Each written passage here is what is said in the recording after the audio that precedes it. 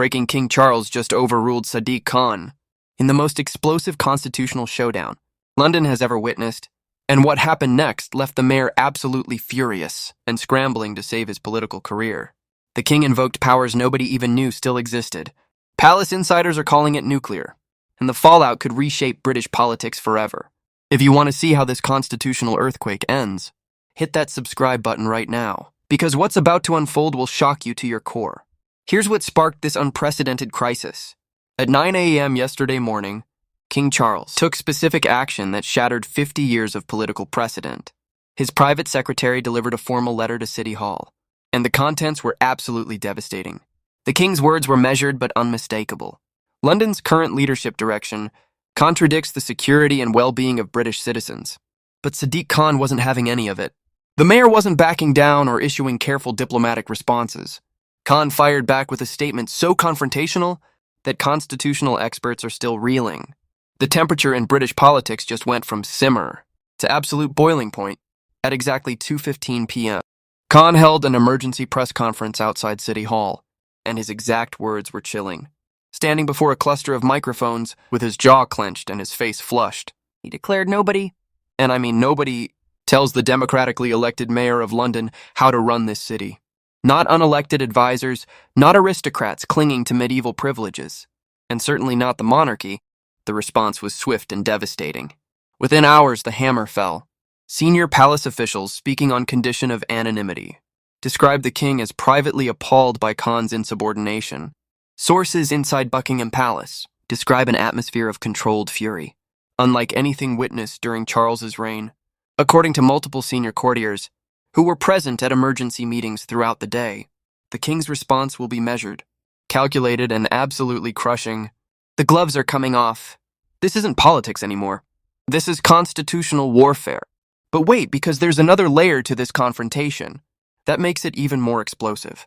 The specific issue that triggered the king's intervention involves London's handling of royal ceremonial routes and traditional processions. Khan's administration had proposed rerouting the annual Lord Mayor's show away from historic pathways, used since 1215, claiming modern traffic concerns. But palace historians immediately recognized this wasn't about traffic management. This was about systematically dismantling the visible symbols of British monarchy in the capital city. The king's letter specifically referenced 3 separate occasions over the past 8 months where Khan's office blocked or delayed royal ceremonial permissions. One incident involved the trooping, the color rehearsal routes being restricted. Another involved denying palace request for street closures.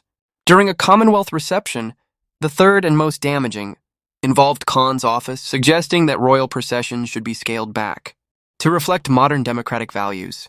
That phrase appeared in an internal memo that was somehow obtained by the Times. When palace officials read those words, sources say the reaction was immediate disbelief, followed by cold determination. The king himself reportedly circled that phrase in red ink and wrote in the margin, "This stops now." Meanwhile, British veterans who served their country with honor and sacrifice are struggling to access basic healthcare services. Margaret Winters, a 72-year-old former army nurse from Croydon, was forced to wait 8 months for a hip replacement that left her unable to walk without excruciating pain. She served in Northern Ireland during the Troubles, tending to wounded soldiers under fire, and now she can barely climb the stairs in her own home. While veterans like Margaret suffer in silence, Khan's administration spent $2.3 million on diversity consultants. Last year alone, we're talking about luxury salaries for bureaucrats, producing reports nobody reads, while heroes who defended this nation are left behind. The contrast is so stark, so morally offensive, that even traditional labor supporters are questioning their loyalty. Retired Colonel James Patterson told reporters, "We bled for Britain, and now we're treated like second-class citizens." While the mayor prioritizes everything except the people who actually built this country, his voice cracked with emotion during that interview. And the clip has been viewed over 1.8 million times in less than 24 hours. And it's not just veterans suffering under Khan's leadership. Pensioners across London, people who worked their entire lives and paid their taxes faithfully, are being hit with council tax increases that are crushing their fixed incomes. Dorothy Henderson, an 1-year-old widow from Barking, broke down in tears during a radio interview, explaining how she now skips meals to afford her heating bills. She and her late husband ran a corner shop for 40 years, serving their community, never asking for handouts. Now she's rationing food, while Khan's office approves six-figure salaries for deputy mayors, with vague job titles like Chief Community Engagement Officer. The cruelty of it is breathtaking. Working-class Londoners, the backbone of this city, are being squeezed dry, while City Hall expands like a bureaucratic empire. Then something unprecedented happened that nobody saw coming. King Charles broke 70 years of royal protocol with a move so bold that constitutional scholars are calling it the most significant assertion of royal authority since the 1936 abdication crisis. At Wednesday's Privy Council meeting, held in the ornate chambers of Buckingham Palace, His Majesty delivered what insiders describe as a masterclass in constitutional power. London belongs to all Britons, not to the political agendas of one man, the king declared with barely contained intensity. His voice steady but his meaning unmistakable. The subtext was nuclear. Charles wasn't offering suggestions. He was drawing a line in the sand. Palace insiders reveal that the king personally drafted the rebuke, himself rejecting softer language proposed by advisors. One senior courtier, speaking anonymously to the Telegraph, confirmed what many suspected. His Majesty has had enough. The patience has run out. The optics are absolutely devastating for Sadiq Khan. When the crown itself publicly rebukes your leadership, you don't just face a political problem, you face an existential crisis. Here's where it gets really interesting. The king didn't just issue a statement. He activated rarely used constitutional mechanisms that give the crown oversight of London governance, dating back to the 1215 Magna Carta. Legal experts are still analyzing the full implications, but early assessments suggest Charles has essentially placed Khan's office under royal scrutiny. Every major policy decision, every ceremonial ruling, every proposal affecting London's historic character must now be reviewed by palace-appointed constitutional advisors. Khan's power hasn't been stripped entirely, but it's been dramatically curtailed. And the brilliant strategy behind this move is that Charles didn't violate any democratic principles. He used existing constitutional frameworks that have always existed, but have simply been dormant for generations. The king outmaneuvered Khan, using the very traditions Khan tried to diminish. The domino effect has been nothing short of catastrophic. For Khan's political future, immediately markets reacted with brutal clarity. The pound sterling jumped 0.4% against the dollar. Within 90 minutes of the king's statement, as investors interpreted royal intervention as a signal of coming political stability, conservative MPs, sensing blood in the water, launched a coordinated assault across every media platform. Former Home Secretary Suella Braverman didn't hold back. The king has done what Parliament should have done years ago, stood up for ordinary Londoners. Within the Labour Party itself, fractures appeared almost instantly. Moderate Labour MPs, terrified of being associated with Khan's constitutional confrontation, began distancing themselves with carefully worded statements. #Defend the King trended globally for 6 consecutive hours, hitting #1 in the UK, Canada, Australia, and New Zealand. Over 340,000 tweets in the first 4 hours alone.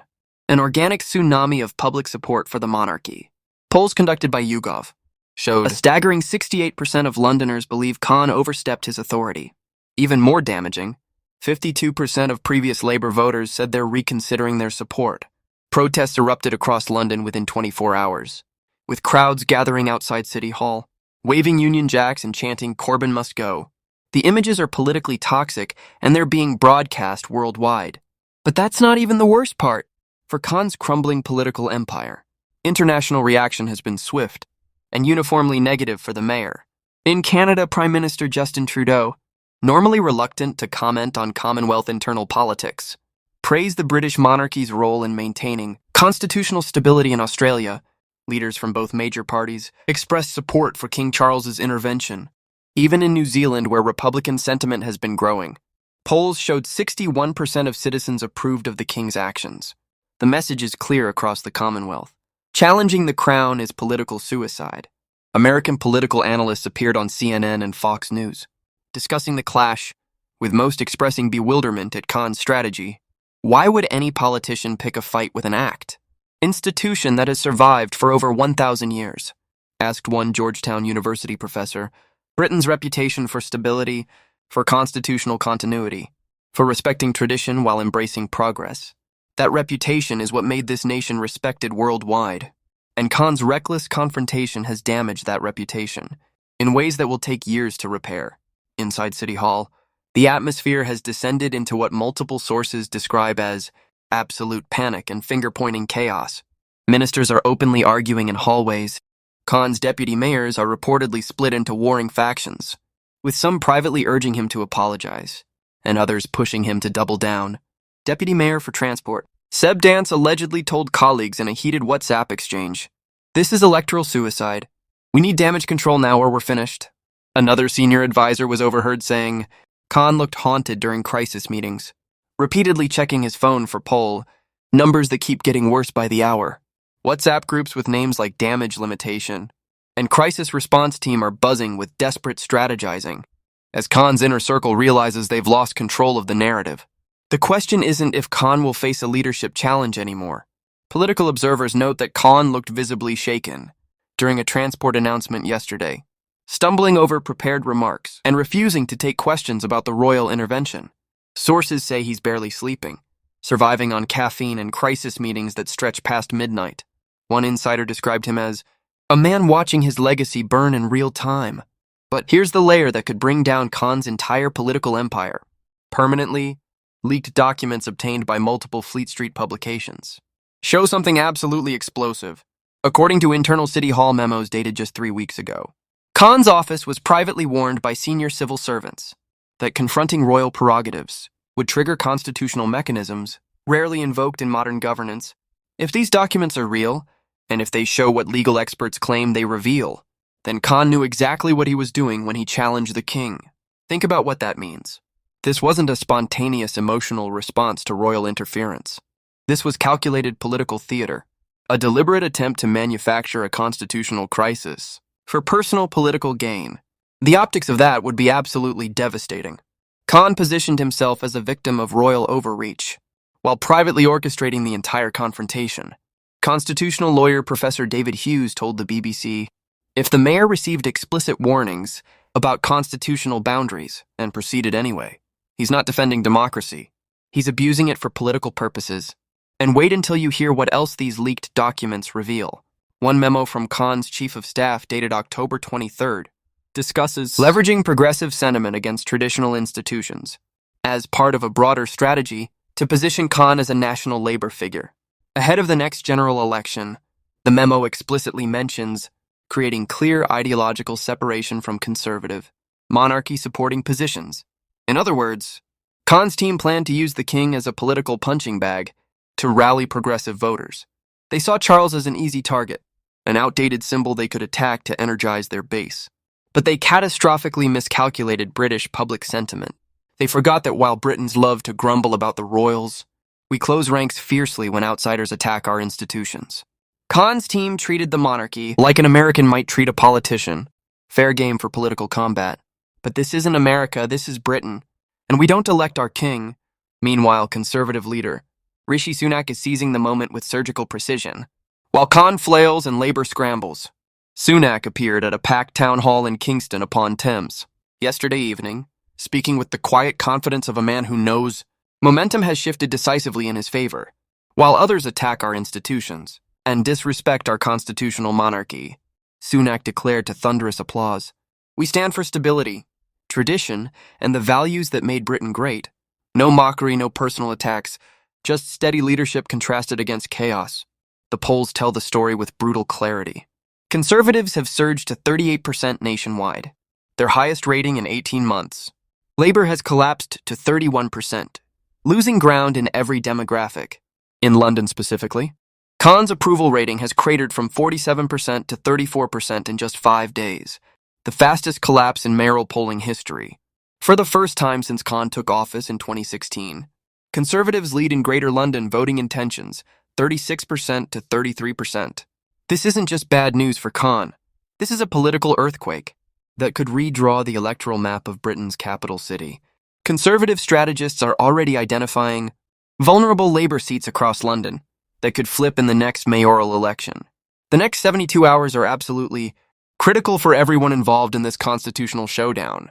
Khan faces a no-confidence motion within his own party, with senior Labour figures privately discussing whether to force him out. Before he drags down the entire organization, the king must decide whether to press his advantage or return to traditional royal neutrality. Any further intervention risks accusations of political meddling But silence now might look like weakness. Parliament returns Monday, and Conservative MPs are preparing emergency debates on mayoral powers and constitutional oversight. Britain is watching the most serious clash between the Crown and an elected official since the 1,170 seconds unfold in real time. The question is no longer whether Khan overstepped his authority. It's whether he's destroyed his political career in the process. This crisis will be studied for decades, as the moment one politician forgot that, in Britain, some institutions remain untouchable. At its epicenter stands Sadiq Khan, who looks increasingly isolated, increasingly desperate, and increasingly finished. Legal experts are now discussing whether Khan could face formal censure or even removal from office through ancient constitutional provisions that nobody has seriously considered in modern times. There are mechanisms, dusty clauses in centuries-old documents, that give Parliament and the Crown joint authority to remove local officials who violate constitutional norms. Nobody seriously believed these provisions would ever be used in the 21st century. But Khan's confrontation has forced constitutional scholars to dig through archives, to examine precedents from the 1600s and 1700s, to determine what powers actually exist, to check a mayor who challenges royal authority. The mere fact that these discussions are happening shows how badly Khan miscalculated. He thought he was picking a fight with a ceremonial figurehead. Instead, he awakened constitutional mechanisms with real teeth. So here's the question that matters. Did Khan just commit career suicide by challenging the king? Or will he somehow survive this constitutional firestorm? Did King Charles just remind modern politicians that the crown still has teeth? And could this crisis actually strengthen the monarchy by proving it still has constitutional relevance in modern Britain? Drop your thoughts in the comments below. We read every single one, and if this story shocked you as much as it shocked us, share it with everyone. Who needs to see what's really happening in British politics? Right now, the mainstream media won't tell you the full truth about this constitutional crisis, but we will make sure you're subscribed, because tomorrow we're revealing the leaked WhatsApp messages that show exactly how Khan's inner circle is plotting their next move. And trust me, what they're planning is even more shocking than what you've seen today. This constitutional showdown is far from over, and the next chapter could change London forever.